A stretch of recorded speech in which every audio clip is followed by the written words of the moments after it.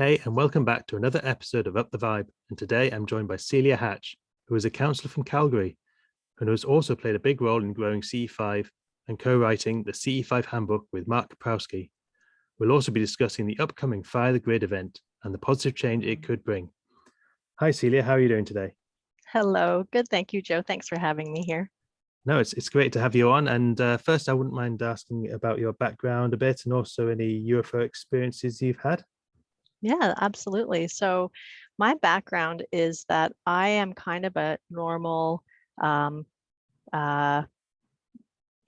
what was I going to call it? Like a Joe Blow, but like maybe like Joe Blow. I just don't even have any experiences as somebody who's like sensitive to energy, contact with ETs.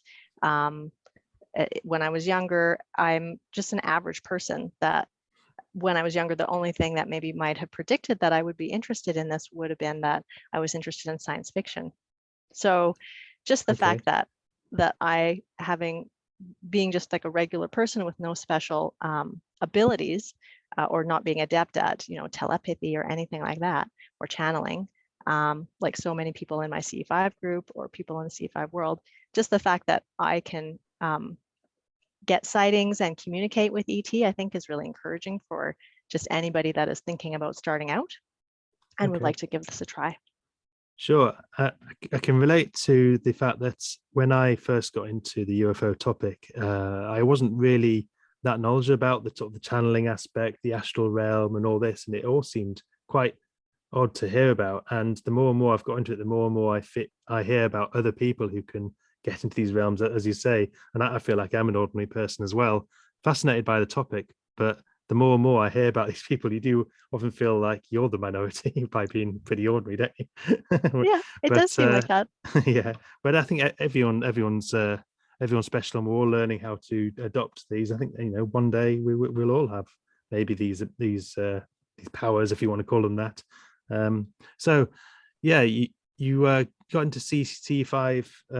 Actually, I don't know. When did you get into CE5? So I got into CE5 about 8 years ago when Dr. Greer put out his documentary series, and a friend of mine were watching, and we got so excited, and we started a CE5 group, and we had fairly regular meetings for about 3 years and had no sightings. And we're pretty frustrated after 3 years, but still pretty dedicated and continuing to go out. And a friend of mine and I went down to California to see Costa McCrease for one of his ET retreats, ET contact retreats. And we asked Costa, can you tell us what's going on? Can you give us any advice? We've been doing this for 3 years and we haven't had a sighting. And he said, wow, you're dedicated. I think I would have already given up by then. And he said, I think you guys should have a potluck. Why not that? So we came back, and I think a combination of seeing in California what it is that we were looking for, because we had no idea really what we were looking for except for anomalous lights. And also us having a connection in the group, a deeper connection in the group, and having potlucks and getting to know each other more deeply. I think that was the combination of what allowed us to have sightings, and that was our blog. Because so what is a potluck? Sorry. Oh, a potluck is just a gathering where everybody brings their own food dish. Oh, like a potlatch. Is that the same concept? I think I've heard of that from. Maybe. Okay. Yeah. No, in terms of the old tribes in Canada used to do these potlatches, I think it's called. Is that the same thing? I don't know. I'm sorry. I've never heard of that word, but basically everybody brings a dish, and hopefully you don't bring the same dish. Maybe it's organized, but okay. Yeah. All right. What was happening, because as the leader, people would come and connect with me, and they would email me, and they would come in and they'd give me a big hug, and then they'd just sit down next to somebody next to them, and it would be like two strangers next to each other on the couch. So when we started to have the potlucks, then people were encouraged to ask questions of each other, and we weren't so super focused on, okay, what's our agenda? What are we doing outside under the sky? And, go home. We started to really have a connection to each other and learning about each other and having that group intimacy of just caring for each other more. And so I think that was really key for us to begin to have confirmation of ET contact. How many were in your group at the time? Oh, I think we have about 27 people on the email list on and off over the years. And then at any one outing, probably about 7 people would come out.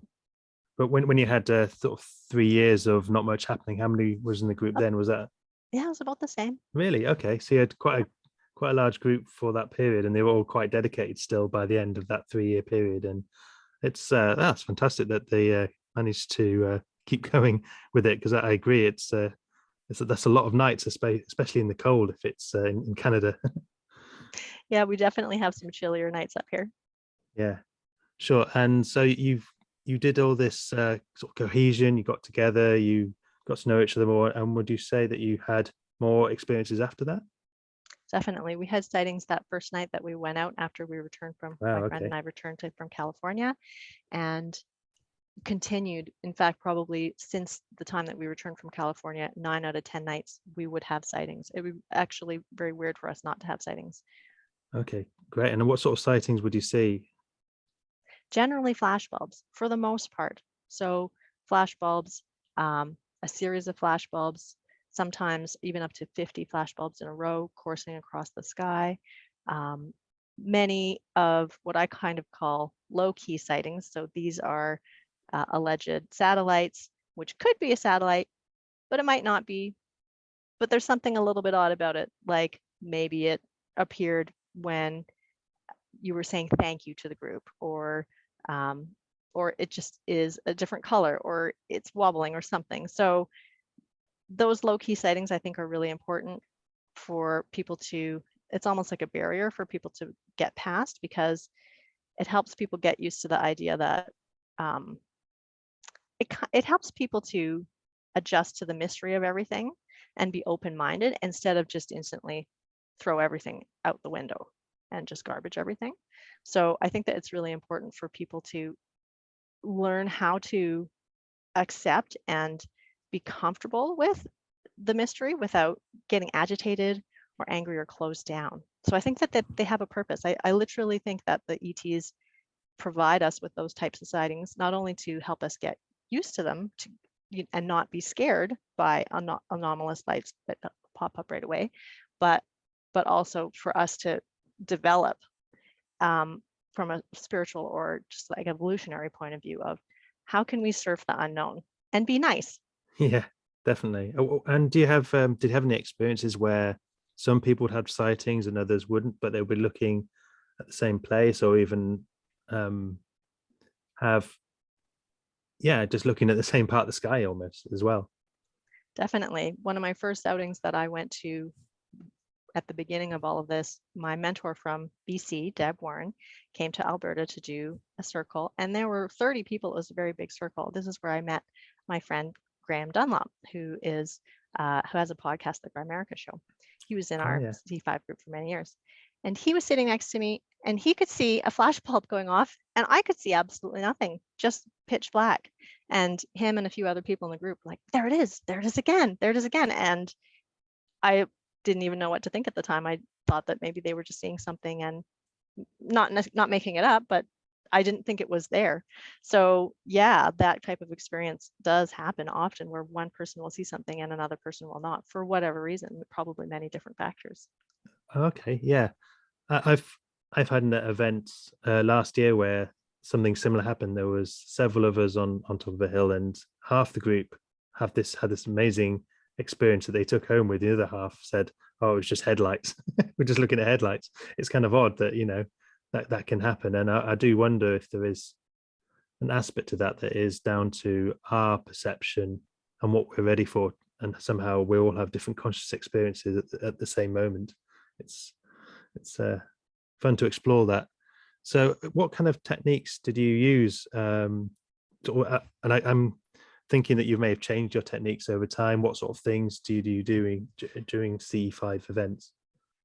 So at first we were going by what Dr. Greer had taught in a lecture that I attended a long time ago of his, which was that you need 3 things for contact. You need a connection to one mind consciousness, a sincere heart, and a strong intention. And those things always do seem to apply. We always have those elements in the group, but I've kind of simplified it now to distill it down to basically 2 things, which is just very high frequency, meaning being in joy, peace, high coherence, and having the intention.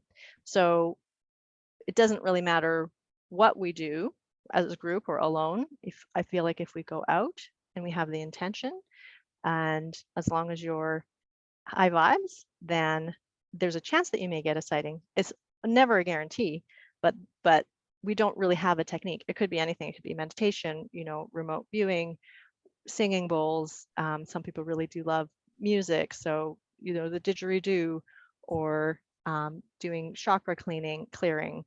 It literally, reading a poem, you know, listening to Pink Floyd. It really could be anything, as long as it makes you feel good and raises your frequency. Okay, sure. And do you have the app, and have you used it at all that Stephen Greer gave? I don't have the new one. Because by now we've kind of developed our own style. Yeah. But when the app originally came out, the previous app, we did use that one, and we played the crop circle tones and follow some of the meditations. Dr. Greer has a wonderful way of speaking, and he has such a great vocabulary, and it's very poetic, and I feel like it's very activating or inspiring for people to listen to him. So we often do play a Dr. Greer meditation at our CE5s. Sure. And you said you had the didgeridoo. That sounds interesting. Do you have someone who can play the didgeridoo in your group? We do have somebody who can play the didgeridoo in our group, and she once brought it to clear our heart chakras, and she went from person to person in the group and played the didgeridoo at our heart center. It was wonderful. And how do you clear a heart chakra, a heart center? I believe using the same principles of high frequency and intention. I never asked her how she does it, but it was a type of a clearing exercise that she was doing on all of us, using vibration and sound to bring us into coherence. Okay, cool. Yeah. And have you got knowledge about how CE5 is done sort of differently around the world a little bit from your work in CE5? Yeah, CE5 is something that people come to in their own way, and there are many leaders, right? So Dr. Greer would be an example of one of them, Costa McCrease, James Gilliland, Greg Sullivan in Japan, Peter Maxwell Slattery. I mean, the list goes on. Alien Protocols in New York. There are all of these people that can teach protocols to others, and that's very valuable, and it's interesting to see the different ways that people do make contact. But also, it's important to know that you can come to this through your own inner knowing, or your own decisions, or style, or whatever you want to call it. As long as you approach it with high frequency and strong intention, then you can develop your own technique for CE5. So for example, Matt Marabona is somebody who was a contributor to the book that we wrote. He stumbled upon CE5 when he was out at night. I can't remember if he was with someone. He might have been with his girlfriend at the time, and they were high frequency, right? They were in love, or looking at the sky, and then had communication, had a confirmation. And it's like he made the connection that I'm high frequency right now, and I'm having a UFO sighting with, you know, benevolent somebody, extraterrestrial intelligence. And if I bring myself into this high frequency again, then I'll have that contact again. So whenever he goes out, his technique is think about joy, think about love. What is it that makes your heart sing? What is it that makes you happy? Who are the people in my life that make me happy? What are the things that I do? And can I communicate with these people, in these beings, using this emotion? So his is very emotion centered. And do you have something that you use as a way to trigger your own sort of feeling of high frequency or joy? Do you have something that you can stick to, or does it vary?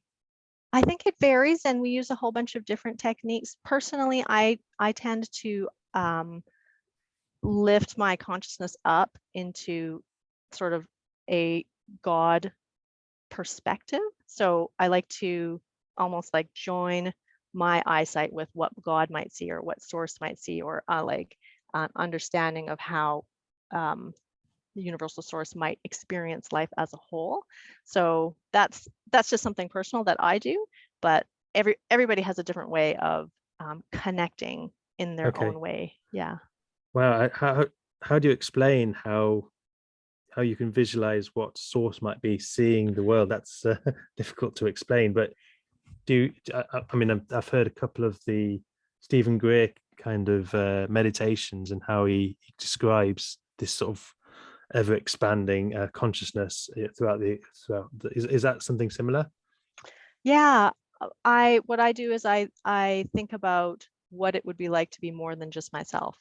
So I extend my point of view to the people around me in the group, or the people around me in the houses, whether in the farms or the houses in the neighborhood nearby, or what is it like to be a tree? And at the same time, the dog that's walking past the tree, how to feel all of these different sensations and emotions and experiences all at the same time, and also have that non-judgmental, pure compassion that I believe that Source has, where everything is just perfect the way it is, perfect in its imperfectness, and this is all an experience that that is filtering through to Source on many multiple levels. Yeah, sure. That unity consciousness, you might call it. Yeah. Yes, I definitely resonate with that. My podcast is called Up the Vibe, and it, amongst other things, is a way to look at how we can all raise our frequency. And I think that's where the solution to a lot of the current issues in the world will reside in us all raising our frequency, not just through CE5, but CE5 was where I certainly discovered how important that was. So I love your show name. It's great. Thank you. So you mentioned your handbook earlier, and I wanted to sort of ask a bit more about how you came to do that and what it involved. I've read through it myself, and it's quite involved. I was quite impressed with how much detail there was in it. Thank you. We did try to be very thorough. One of the reasons why we decided to put the handbook out is because there was really no very straightforward, simple, and practical instructions out there. There was a lot that you could sift through, and it was all really good stuff. But what we wanted to do was produce something that people could just pick up, read it quick, and get into the field and go have their sighting and get over some of the stumbling blocks, like, what do I pack? What am I looking for? These really simple things that I was always asking my mentor in Deb Warren in BC. I'm calling her up. Oh, we've got this problem, or I'm having a problem with leading as the leader, leading the group, and somebody's talking too much and somebody's not talking at all. There's all of these little small things that make up what a CE5 experience is like. So we wanted to provide as much information as possible on every single topic that we could. It's basically kind of a CE5 for Dummies book. I thought about that as a book name and eventually decided against it because it was a little bit derogatory, but it's just simple and direct and practical. But at the same time, we really hope that we did present the most important parts about CE5, which is, this is not about sightings. This is not about free energy, even though that would be a wonderful byproduct. This is about the expansion of your consciousness. So it is about the inner work that we do to prepare for external confirmation, which is kind of irrelevant in the end.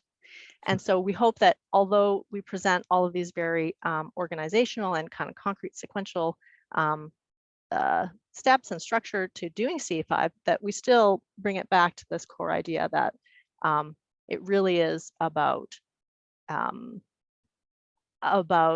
the experience of the mystery and unfolding of each person's understanding of the world as it becomes greater and greater, and as we ascend into our own personal evolution. Yeah, you said about confirmation while you were talking. Do you mean sort of disclosure when you say about confirmation, external confirmation? Oh, I mean just the physical confirmation of a sighting, of a multiple witness sighting. So I consider that like a confirmation. Like, yes, you're doing the inner work. Yes, you're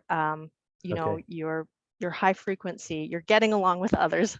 I feel like that, and also this is real, right? Like, I think that's a big part of it too. That is really nice about CE5, that I think it offers something unique, maybe not necessarily unique, but I guess unique in its own way for a certain grouping of people who want to have the proof.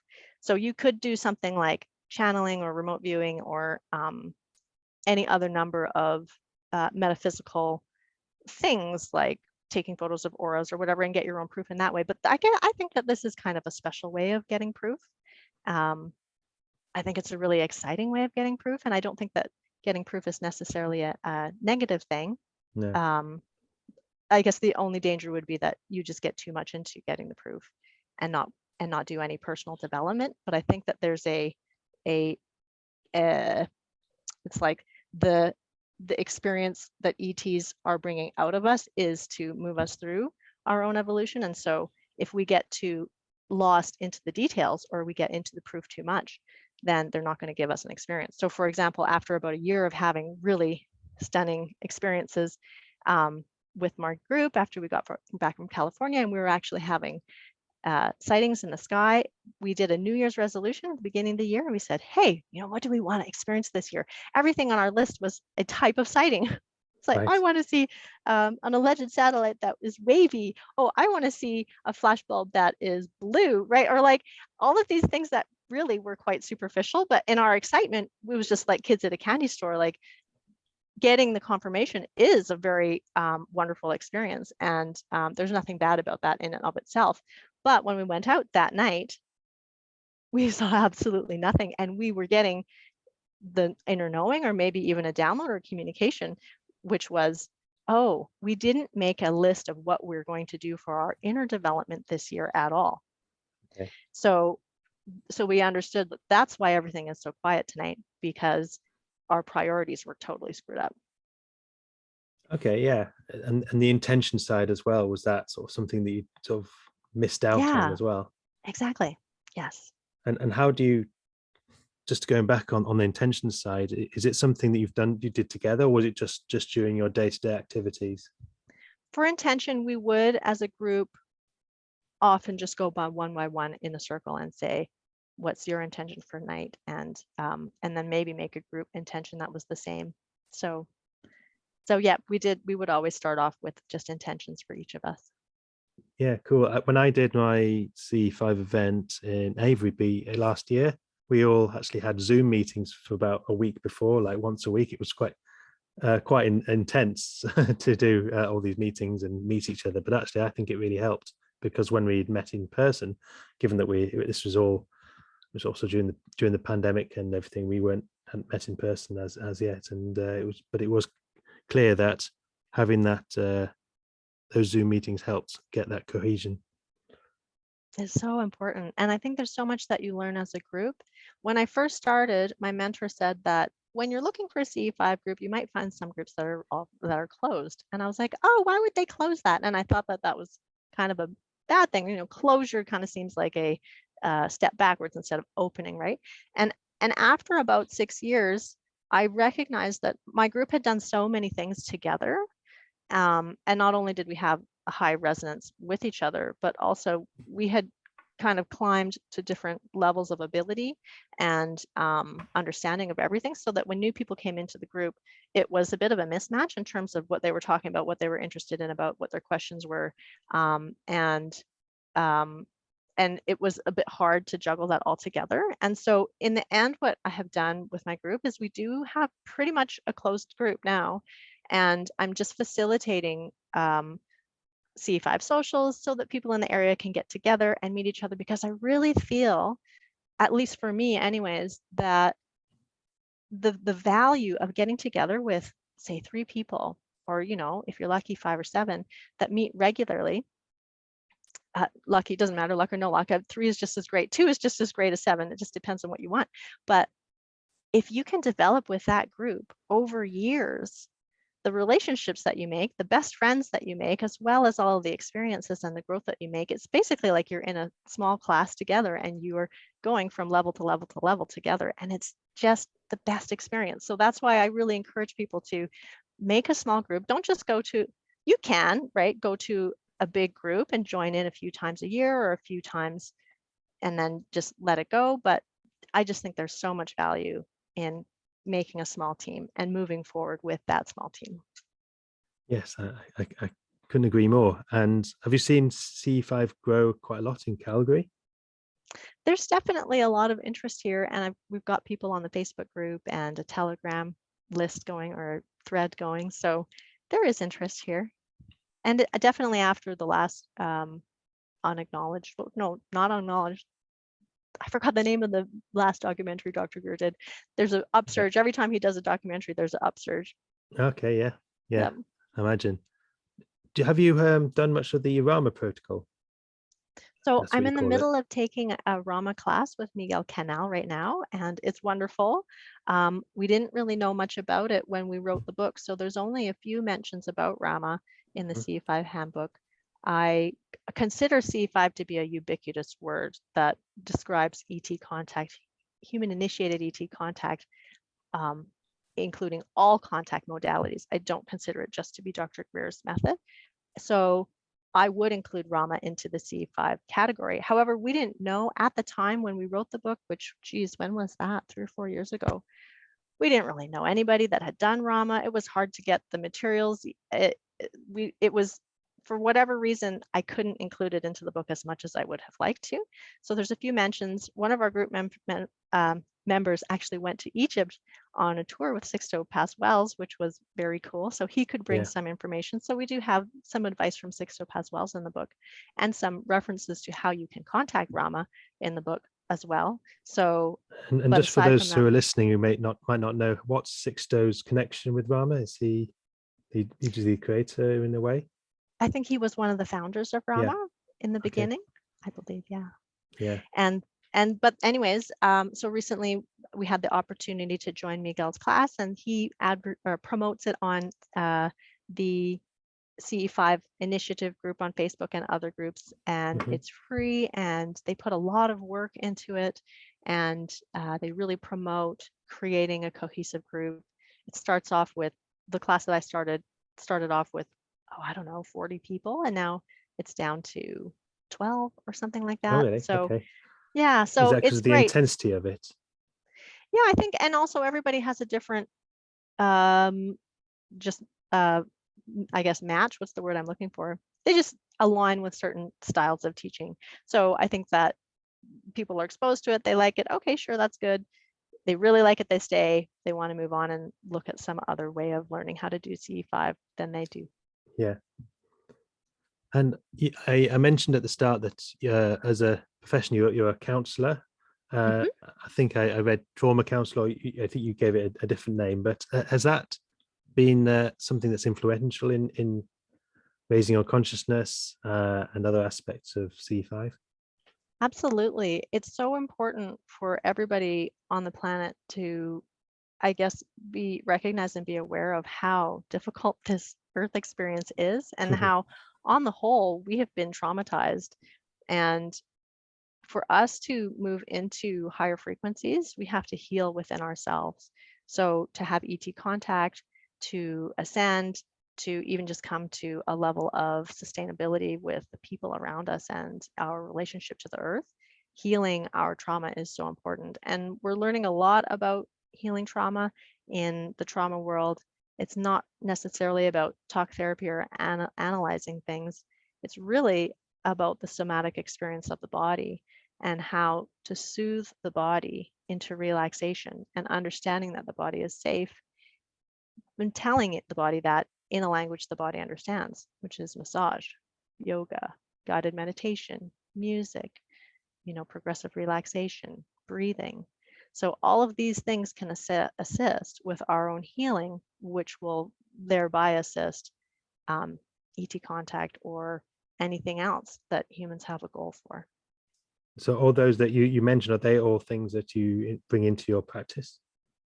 Yeah, and everybody's different and has a different modality that they like. So it really depends on what each person wants, but those are very typical offerings that any counselor would share with somebody in terms of like how do you heal trauma in the body, because trauma gets embedded in the body. Every body cell has a memory receptor, so it's really a process of letting go of what happened and getting back into the present and hope for the future and moving forward in a relaxed way. Did you deal with past life trauma as well? I don't personally. No, I'm more of a clinical counselor. I don't do regressions or anything like that. But Every once in a while I have, What's that? But you're aware of it in terms of QHHT and all that? Yeah, I've done that. I've done that before. It's really great experience. Yeah, and yeah, it's amazing how the stories that you hear from the healing aspect. Absolutely. Yeah, it is fascinating, isn't it? Yeah. I don't know if we can now talk about the Fire the Grid, something I'm not too familiar with, but I did actually hear a podcast from Grant Cummin recently on it, so I got to know about it, and I didn't realize how big it was. So tell me a bit about this. I'll add a link to Fire the Grid below. Sure, that'd be great. Yes. So Fire the Grid started as a result of a near-death experience that this lady, Samoya Shelley Yates, had. And she and her 4-year-old son drowned in a lake. And while she was dead, she met some extraterrestrial multidimensional light beings. And they told her how she could save the life of her son once she got back into her body. So when she rushed over to the hospital to where her son was, the doctors are telling her already that she may as well just unplug him. She goes into the hospital hallway and she's like, what do I do? What do I do? And she has all of this remembering that she just had a near-death experience and these extraterrestrial light beings had given her instructions. And basically his body is almost out, completely depleted of his life force energy. And she needs to do an energy transfer to bring energy back into his body. And the instructions were for her to call everybody that she knew. So she picked up her little black book and she called everybody, including guys she just went on dates with like once. Wow. And she said, come to the hospital. I need you to come. My son is dying and I need you to be with him. She didn't even really tell them what the instructions were. She didn't say, we're doing an energy transfer. She just said, when they came in, just put your hands on him and just tell him about life and what's so good about it and why he should stay. Now, of course, when you speak about your joy, it gets amplified and it runs courses through your body and you have extra energy to give. And so for 3 days, people would do this 20 minutes at a time, 24 hours a day. It was incredible that the ICU even allowed her to do this because it was so unconventional. And then these are all instructions that she was given by these ETs on how to everything that you're doing. Yeah, okay. Including the music that they said play music. So she was playing music. And at the end of the 3 days, he's actually getting worse and worse and worse. And there's a smell in the room. And she asked the doctor, what is that smell? And the doctor said, oh, that's his internal organs. His intestines are rotting. My goodness. She went out into the hospital hallway and she's like shaking her fist. I've done everything you've asked me to do. And then she hears her friend say, Shelley, come quick. He's awake. She runs into the room. He's sitting up in bed. He's got tubes coming out of all his body. He can't speak. And the doctors say, oh, that's just a reflex. And he doesn't know who you are. And she said, oh, well, honey, do you know, they said, what did they say? Yeah, I think that's what they said. And she said, is my name Mary? And he shook his head, no. And she said, oh, is my name Brenda? And he shook his head, no. And she said, is my name Shelley? And he's like, yeah, mom, like, what's going on with you? How come you don't know your name? And she just turned to the doctor and said, we're done. I'm not speaking to you right now. Okay. So they said that he would never walk again. They said that his body would not function and that he would be at like just a very low capacity. And he made an incredible, miraculous recovery. And they walked out of the hospital in a few weeks. So as the story goes, this was the first miracle that happened. Yeah, sure.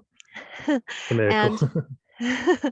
and the light beings came back to her about a year later and they said, what you did with a small group of people for your dying son, you can do with a large group of people for a dying planet. And all the Fire the Grid project, she was given all of these instructions on how she was to get people for 1 hour all around the world to be in their joy and say thank you. And they could meditate if they want, they could pray if they want, or they could just do whatever it is that brings them joy, that raises their frequency. You get those little tingles, like you're truly happy. And that was in 2007. And she's a very engaging speaker. And she also had George Noory interview her. And he's got, I don't think, something like 34 million followers or whatever. And as soon as she did that interview with him, the next day their website broke because they had so many hits on the website. And it just went like wildfire. So it went viral before we even really in the days before we even had a name for what was going viral. And their low estimates was 20 million for participants. And they did that in 2007 and as well 2009 and 2011. Different intentions for 2009 and 11. 2007 was literally about saving the life force energy of the planet, of the Earth. Yeah. 2009 and 11 were different. You said 20 million. Was that, what was that, the estimate of how many people were involved in 2007? Participating, and that is the low estimate. And it's interesting, as I'm organizing the project now for Samoya, I love to hear people say, oh, I did this back in 2007, or oh, you know, I was doing this in 2009 and 11. So there's a lot of people that are returning to the project and remember who she is and what happened back then. And do you know if there's growth beyond that 20 million for the upcoming one? Oh, well, here's the interesting part about this whole story is that Samoya has been a reluctant messenger. And so after 2007, 9, and 11, the beings did provide more dates and more projects that they could do, like Project Cause, which was a wonderful humanitarian idea, as well as a number of other things. But it was too difficult to be on the world stage. And so she withdrew, and the project basically petered out. All of those email addresses were lost, although they probably aren't even in use anymore, so we couldn't even use them as a database. But the momentum that was gained at that time was lost. And so we started from scratch last year in July. And the light beings have always said to Samoya, this is just for your guidance and consideration. You could do this. Here's a Fire the Grid date. There's a project that you could do. And in July of last year, they said, now, there is an urgency to do this now. Please gather the people together, or you may if you want. This is your opportunity, is probably more accurate. So she said go, which is great, because over the last 3 years, Samoya and I have been working together to try to get this together. How I came into the project is kind of a funny story. I just love the Fire the Grid project. She's a fantastic speaker, very funny and engaging. And I have watched her video probably more than a dozen times in my worst moments, when I had no faith about life and I just needed something to put my faith into. And so I would, you know, hop on YouTube, listen to her story again. I'd be like, yes, this is what I believe. I can rebuild my poor, fragile little world from scratch. And I can move forward in the knowing that, you know, love is very important. High frequency and joy is powerful, and we are effective in the world around us. So I was always looking for her and asking Annie Tremblay, also known as Anael, the musician, where she was, what she was doing. And Annie is actually in the CE5 world. So she's a CE5 leader in Montreal. And she met Samoya through Dr. Greer, through a lunch with Dr. Greer or breakfast with Dr. Greer. So I kept asking Annie or Anael, like, what's going on? And she would say, oh, she's feeling depressed. She's trying to write a book.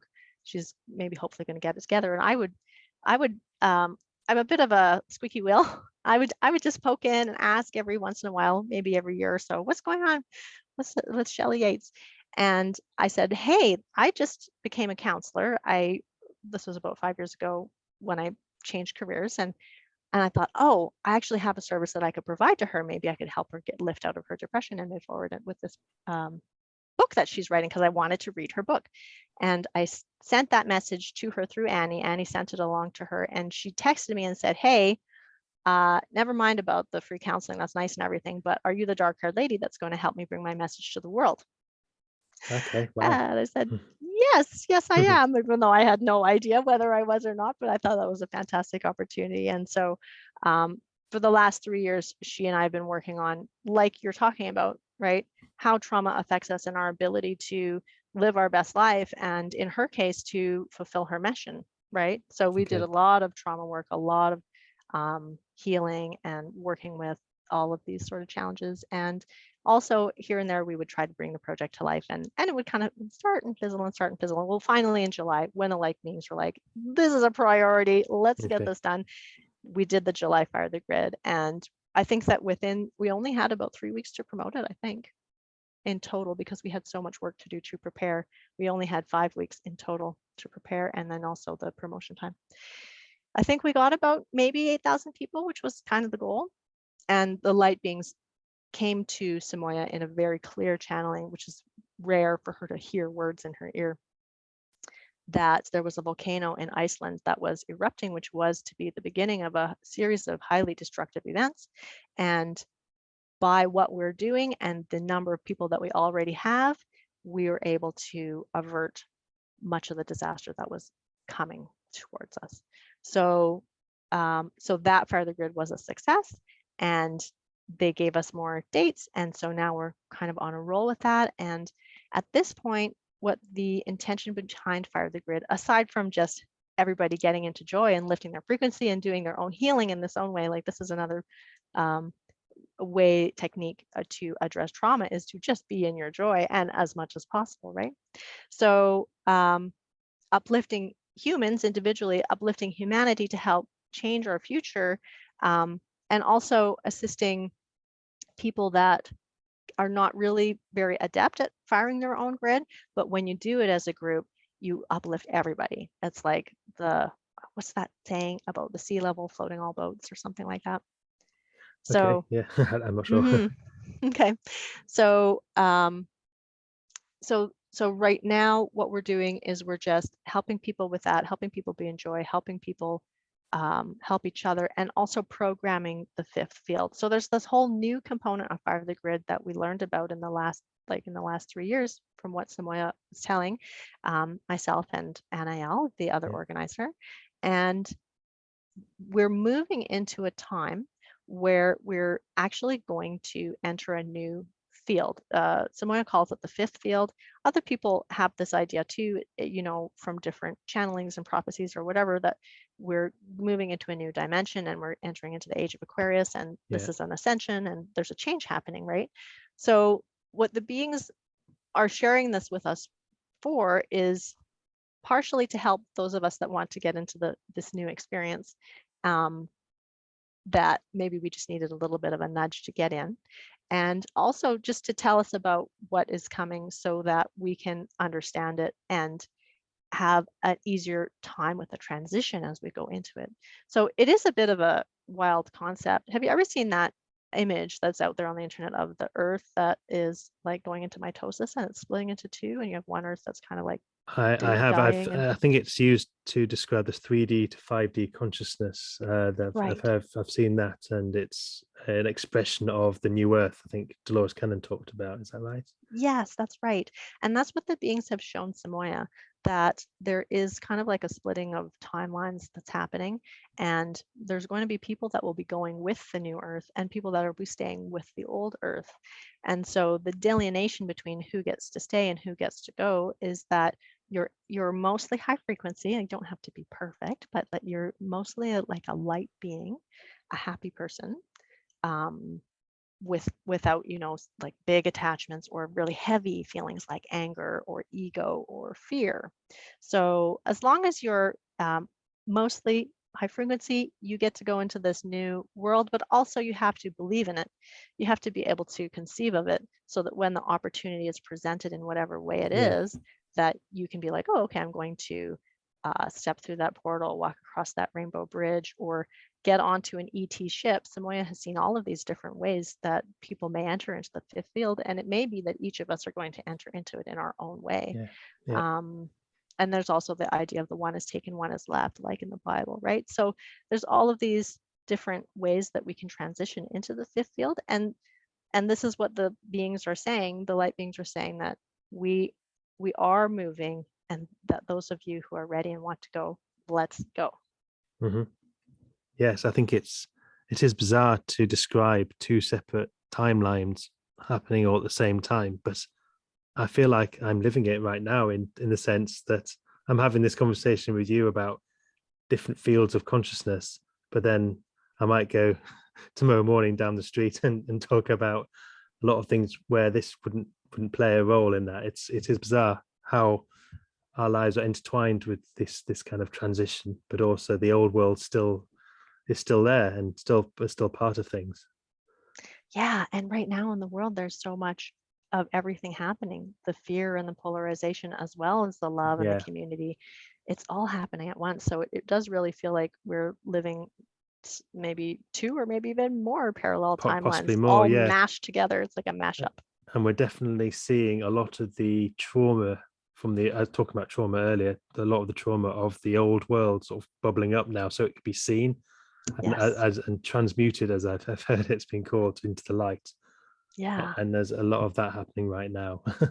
It's an Like, exciting time and also very painful, right? And so one of the it things that is. Samoya has said that the light beings have shared is that when you see things that are disturbing or are just too much, just turn away, just give it your love, Mhm. bless it, send any assistance energetically that you can, but then turn away and just go back to whatever it is that brings you joy. And it may Yeah, seem like kind of a Pollyanna attitude of, um, you know, just getting distracted into your dancing and your music and the people that you love or whatever. But if you think about the ultimate power, um, or the supreme power of our own frequency and how that affects everyone around us. One of the things in Fire the Grid that Samoya talks about is that we each have a hexagon on a grid, hence Fire the Grid. And okay. so this hexagon is like a frosted hollow straw. And inside the hexagon is one point of light, and that photon of light is your true essence. And depending on how your emotions, what your emotions are at, that determines how fast this photon of light is going to spin around the hexagon. So if you're in joy, it's going to be going zing, zing, zing, zing, zing, zing, like it'll be going very fast. Okay. And when it goes fast like that, it just pulses out energy and can light up hexagons around you, 1,000 of them around you. So that is an exponential power that we have when we are living in a high frequency. And we're in low frequency, and this little light is just going wub, wub, wub, wub around this hexagon. We're actually drawing energy from the grid. So it's a little bit of a paradox in terms of like, okay, I'm looking at whatever world chaos is happening around me, whether it is, hunger or, some kind of natural disaster. And I want to look at it and I want to fix it, but I can't do anything about it. And now I'm starting to feel bad. Well, now you're actually part of a drawing Yeah. down of energy for the planet. But if you turn away from it, do what you can. Do what you're inspired to do. Maybe you want to make a donation. Maybe there's something that you can do and feel in control of. But if you can't, turn away and just do whatever brings you joy, and know that because you're in joy, you are uplifting everyone around you. Yeah, that's so true. And talking about earlier with the description of the hexagons, it reminded me of being at a party. If you're there having fun, everyone, you attract people towards you. But if you sort of being all sad and miserable, people don't want to tend to be near you. I think that's sort of a simple way of looking at possibly how influential our light is in terms of how it affects others around us. Yeah, exactly. And we've all had that experience of going into a room where there's something off and you just want to run back out of the room because you like the tension is so high you can Sure. cut it with a knife. Or you go into the party and it's infectious and delightful and so much fun. Yeah, and I can relate to when I started to really go down the rabbit hole, as they call it, in terms of taking the red pill and learning about all the darker stuff that's been going on, still happens. I can say that I perhaps did go down a bit of the route of being angry at it and probably serving it in a way. And I didn't realize that. It took me a little while, but when I realized that I was feeding the beast, so to speak, that's when I realized I needed to break out of it and to live the life I'm supposed to live, or try my best and try and live in joy. So I can relate to that. And certainly if anyone's listening, and I imagine most people, if they're listening, have listened to their inner voices and have possibly turned off the media already. But if they haven't, I'd recommend it. Turn off the Yeah. media, turn off Yeah. that fear that's always projected, because it certainly, you don't realize how influential the media complex has over our consciousness until you break out of it and step out of it and put it away and go, wow, that is incredible how much power they've had for so long. And now that people are breaking away, I've just been reading now recently how CNN has gone down tremendously in terms of viewers. And it's not just CNN, but that's just an example of how the world is just moving away from needing this media complex to supply it with information, because not just because of the propaganda and the falseness of it, but also because it is just feeding fear, and people just don't want to be fed fear anymore. They want to be fed positive news and good things happening. So exactly. yeah, so tell me a bit about when Fire the Grid is. You haven't said the date. Is it coming soon? February the 21st. Okay, yeah. So it will be at 11:07 GMT. So that is for you in your area. I think you're going to hit about 11:07. Is that I live right? very near Greenwich, so that's useful for me. There But you yeah, go. it's and I will definitely be trying to live as positively in that hour. Is it 11 till 12? Is that like the hour that's Yep. recommended? Yeah. So 11:07 to 12:07, just for Okay. that 1 hour, just doing whatever it is that brings you joy and just enjoy it. You could be meditating, dancing, singing, eating cake, going for a walk, snuggling your loved ones. It could be anything. Okay. And then at the end of it, say thank you. So the Okay. actual experience of your joy is like the fuel, and the thank you is the ignition. That And lights it up. Yeah. and do you have to sign up or anything anywhere just to? So you could just mark it on your calendar if you want. If you want to register on the website, you can. It's www.firethegrid.world. And you can put yourself on the map. You can see all the other participants that are around the world. It's been exciting because we're thinking, oh, we don't have anybody in India yet. Who do we know in India? So there's an excitement there in being able to see each other on the globe that was made by LightNet, our wonderful developers who are just amazing and have put in a ton of work into this globe. It's really, we're so thankful for all of that they've done. And yeah, you can see the time in your neighborhood when that 11:11 GMT is going to be. So I'm in Mountain Standard Time. For me, it's going to be 4:07 in the morning. I think in New Zealand, it's going to be 12:07 at night, like midnight, midnight plus 7 minutes. So yeah, it'll be different all around So the you're going to world. set your alarm? Oh yeah. If it's too early for some people, there's definitely another alternative, which is to write a little post-it note or just set a very clear intention before you go to bed. I give permission, or I intend to fire the grid, in my non-physical body. My soul can do this at 3:07 in the morning or whatever it is. And then your soul will do that at that time. So you just place the intention to do it. And then when you wake up in the morning, do use that day, whether you do something specifically for 1 hour, but or just be in joy, because there's a 27-hour window, 12 hours before 11:07 GMT and 15 hours after 11:07 GMT, in which everything that you do is amplified because of the rain of energy that we are experiencing at that time. So it's a special window of time in which it would just be very beneficial to be in joy on that day. Oh, fantastic. Thank you so much for coming on and talking about all these things. And have you got anything else you want to add before I let you go? Yeah, gee, I don't think so, except, like in terms of CE5 or Fire the Grid or any other type of modality in which people are expanding their consciousness, like have fun. I think that is something that sometimes we get lost in the details or research or worrying about whether or not we're doing it right, or why am I not advancing as fast as I wish I could? Like, don't worry about it. This is just all a fun process. Yeah, and I think the journey is just as exciting as the end product. Yeah. Exactly. Well, thank you so much for coming on to the podcast, and hopefully we can talk again sometime, and you can update us on how the Fire the Grid went. Sure, I'd love to come back, Joe. Thank you for having me.